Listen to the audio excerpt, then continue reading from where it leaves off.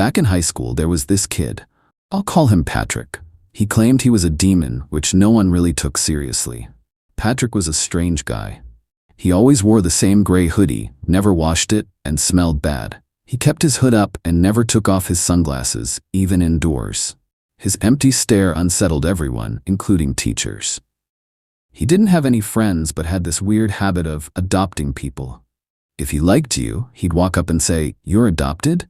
which apparently meant you were part of his circle and safe from him. I was one of the few people he adopted, likely because he had a crush on me. Another girl in my friend group, Gabby, was also adopted, and it was obvious Patrick liked her too.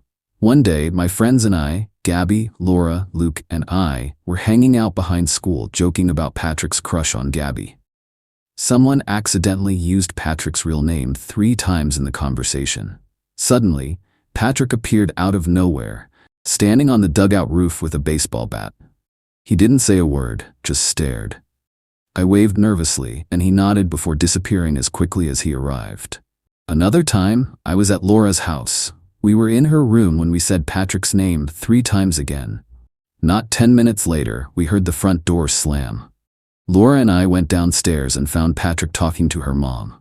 When her mom asked why he was there, he simply said, "I was summoned." Her mom knew Patrick and was kind to him, but the whole thing creeped us out. After that, our group made a pact never to say his name 3 times again. But one day, at Johnny's house, he didn't believe our stories.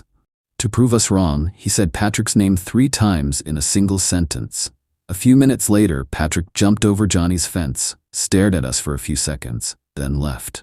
Johnny freaked out, thinking we set him up, but we hadn't. The scariest incident happened months later when I was home alone. I had a guy over, and we were hanging out in my room. He thought the stories about Patrick were funny and yelled Patrick's name 3 times at the top of his lungs, despite my begging him not to. Right after, the rain outside turned into a downpour and lightning flashed. When I looked out the window, I saw someone standing in the driveway.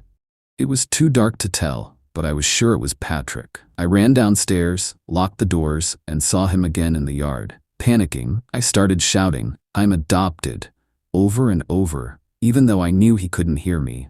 The guy I was with tried to calm me down, and when I looked again, Patrick was gone.